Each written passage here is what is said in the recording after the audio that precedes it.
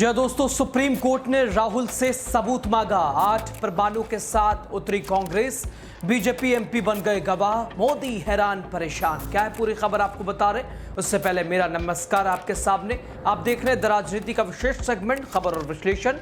मैं हूं आपके साथ यासूब रजा। दोस्तों 2020 की बात है। राहुल गांधी ने राजस्थान में एक प्रेस कॉन्फ्रेंस की थी और इसमें उन्होंने मोदी सरकार को घेरने के लिए कुछ बहुत ही सनसनीखेज आरोप लगाए थे।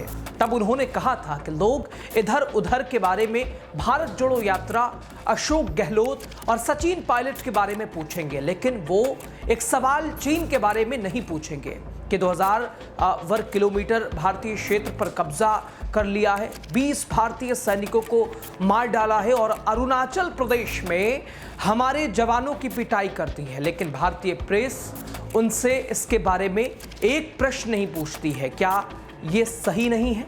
देश सब कुछ देख रहा है, ऐसा मत समझिए कि लोगों को नहीं पता है। अब दोस्तों, नेता प्रतिपक्ष राहुल गांधी, ये दावा उन्होंने 2020 में किया था और अब 2025 का साल चल रहा है। सुप्रीम कोर्ट में राहुल गांधी के इस बयान की बात करें तो सुनवाई हो रही है। दोस्तों, सुप्रीम कोर्ट के जस्टिस दीपांकर दत्ता और इसके अलावा जस्टिस एजी मसीह की बेंच ने राहुल गांधी की तरफ से दिए गए बयानों पर असहमति जताई है।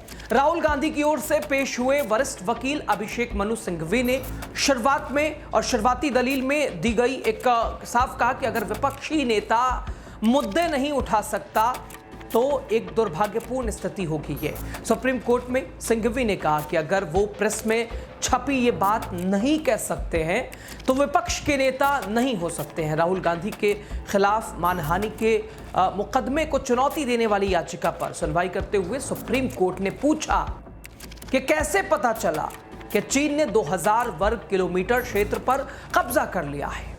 अगर आप सच्चे भारतीय हैं तो आप ऐसा नहीं कहते। क्या आपके पास कोई विश्वसनीय जानकारी है?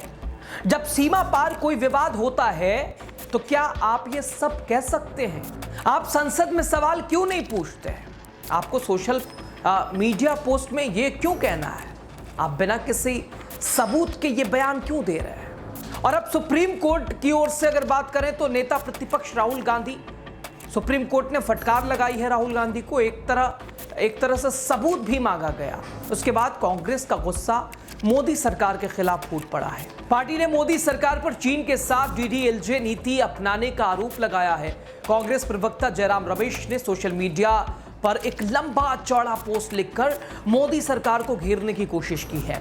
कांग्रेस के सबसे बड़े प्रवक्ता जयराम रमेश ने सोशल मीडिया प्लेटफॉर्म एक्स पर अपने पोस्ट की शुरुआत पूर्वी लद्दाख के गलवान घाटी की हिंसक झड़प से शुरू की और इसमें उन्होंने आरोप लगाया कि मोदी सरकार ने इस मामले में सच्चाई छुपाने, भटकाने की नीति अपनाई है। और इस पोस्ट में उन्होंने कुल 8 बिंदुओं को उठाते हुए गंभीर सवाल पूछा है। लिखा है, 15 जून 2020 को गलवान में जब हमारे 20 बहादुर सैनिक शहीद हुए, तभी से हर देशभक्त भारतीय के लिए और उसके मन में कुछ जरूरी सवाल उठ रहे हैं। तभी से उठ रहे हैं ये सवाल। लेकिन बीते 5 वर्षों में मोदी सरकार ने इन सवालों के जवाब देने के बजाय सच्चाई को छुपाने, भटकाने की नीति अपनाई है, जिसे हम डीडीएलजी कह सकते हैं। यानी इसका मतलब अगर आपको समझाया जाए, डिनाय यानी इनकार, डिस्ट्रैक्ट ध्यान भटकाओ, लाए झूठ बोलो और जस्टिफाई सफाई दो।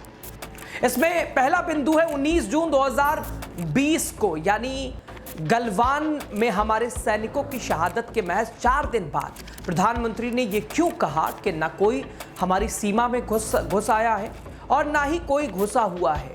क्या ये चीन की और चीन को दी गई क्लीन चीट नहीं थी? दूसरा बिंदु, सेना प्रमुख जनरल उपेंद्र त्रिवेदी ने कहा कि हम अप्रैल 2020 की यथास्थिति पर लौटना चाहते हैं। क्या 21 अक्टूबर 2024 को हुआ वापसी समझौता हमें वास्तव में उसी यथास्थिति पर ले जाता है? तीसरा बिंदु दोस्तों, क्या ये सच नहीं है कि आज भारतीय गश्त दलों को डैपसोंग, इसके अलावा डैमचौक और चुमार में अपने ही पेट्रोलिंग पॉइंट तक जाने के लिए अब चीनी सहमति की जरूरत पड़ती है? क्या ये सच नहीं है? जबकि पहले ये भारत के क्षेत्रीय अधिकारों का स्वतंत्र रूप से उपयोग करते थे। चौथा बिंदु, क्या ये सही नहीं है के गैलवान हॉट स्प्रिंग और इसके अलावा पैंगोंग झील क्षेत्र में भारतीय गश्ती दलों को इन इलाकों तक पहुंचने से बफर जोन के कारण रोका जा सकता है या रोका जा रहा है, जबकि यह बफर जोन भारत के दावे की रेखा के भीतर ही इसकी स्थिति है। और पांचवा बिंदु, क्या 2020 में यह व्यापक रूप से रिपोर्ट नहीं किया गया था कि पूर्वी लद्दाख का लगभग 1000 वर्ग किलोमीटर इलाका चीन नियंत्रण में आ गया है और जिसमें डेप्सोंग का 900 वर्ग किलोमीटर क्षेत्र में शामिल है।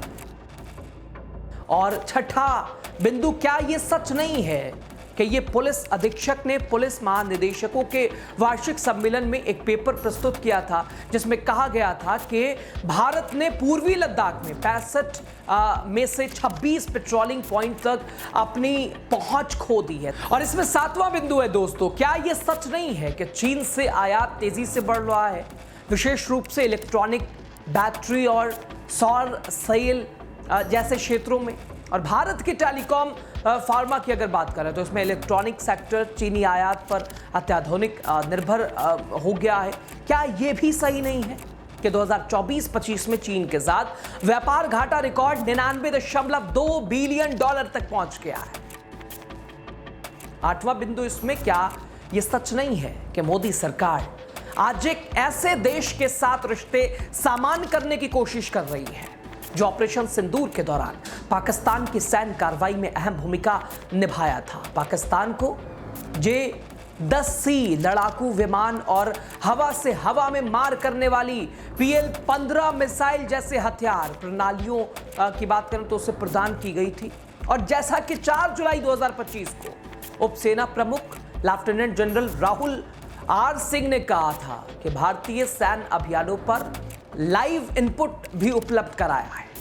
और सच्चाई यह है कि मोदी सरकार 1962 के बाद भारत को हुआ अब तक का सबसे बड़ा भूभाग के नुकसान के लिए जिम्मेदार है। और साथ ही दोस्तों, अपने कायरता और गलत आर्थिक प्राथमिकताओं के चलते वो अब चीन जैसे दुश्मन प्रवृत्ति वाले देश के साथ एक तरह से जनरलाइजेशन की कोशिश कर रही है, जो आरोप नेता प्रतिपक्ष राहुल गांधी सरकार पर लगा रहे हैं। सुप्रीम कोर्ट दोस्तों जिस बात के लिए राहुल गांधी को फटकार लगा रहा है और उस पर हामी भरती बीजेपी सांसद, जरा सुनिए बीजेपी सांसद के बयान, संसद में बयान दिया गया था। मैं अपना हिंदुस्तान के मीडिया हाउस को भी मैं ये कहना चाहूंगा, कोई भी इशू को मीडिया में फोकस नहीं होता है। चाइना कितना तरी कब्जा हुआ सदन में, मैं आपका रिकॉर्ड में मैं एक बताना चाहूंगा। Jaswant Singh former minister and former external affairs minister as a army captain आसाफिला में पोस्टिंग हुआ। वो आसाफिला आज चाइना का कब्जा में है। ओल माजा चाइना का कब्जा में है। आतुपुपु दिबांग वैली में एक रिलीजियस प्लेस है, 84-85 से वो जगह कब्जा है। अगर कहीं ऑनरेबल स्पीकर सर कहीं और दोगलाम होगा, ये अरुणाचल प्रदेश में दोगलाम होगा। इसलिए आज मोर देन 50-60 किलोमीटर चाइना हमारा टेरिटरी में कब्जा करके रखा है। तो इसलिए मैं अपना सरकार को और इस सदन को और अपना मीडिया हाउस को ये रिक्वेस्ट करना चाहता हूं आपका माध्यम से कि कोई पाकिस्तान इशू आता है, अखबारों में पाकिस्तान का कराची का डेली मार्केट का रेट छपता है, इंडियन टेरिटरी को अरुणाचल में चाइना कब्जा करता है, उसका कहीं प्रिंट मीडिया में, इलेक्ट्रॉनिक मीडिया में और इस सदन में और हमारा ऑनरेबल डिफरेंट पॉलिटिकल पार्टीज का लीडर भी कोई कुछ कमेंट नहीं है। इसलिए मैं अपना सरकार से आपका माध्यम से मैं कहना चाहूंगा, दूसरा कहीं दगलाम होगा तो अरुणाचल प्रदेश में होगा। वो दिन आने मत दीजिए। गवर्नमेंट ऑफ इंडिया, हमारा सरकार इस चीज को ध्यान दिया जाए, यह मैं आग्रह करता हूं। दोस्तों, ये अरुणाचल से भाजपा सांसद तापिर गांव है। ये बयान पुराना है, 2019 में संसद में तापिर गांव ने स्पीच दी थी और चीन ने भारतीय सीमा में 50 से 60 किलोमीटर तक कब्जा कर रखा है। सुप्रीम कोर्ट के जज इस पर क्या कहेंगे? दोस्तों, तब संसद में तापिर गांव ने कहा था कि पूर्व मंत्री जसवंत सिंह की बतौर सेना कैप्टन जिस असाफिला में पोस्टिंग हुई थी वो अब चीन के कब्जे में है।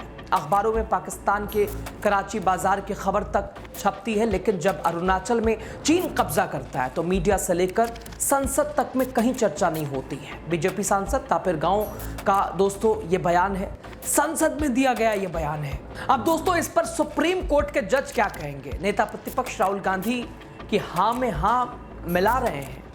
आपने अपनी इस सरकार जिसके अगुआ पीएम मोदी हैं और उन्हीं के राज में भारतीय जमीन पर चीन की ओर से कब्जा करने की बात कह रहे हैं।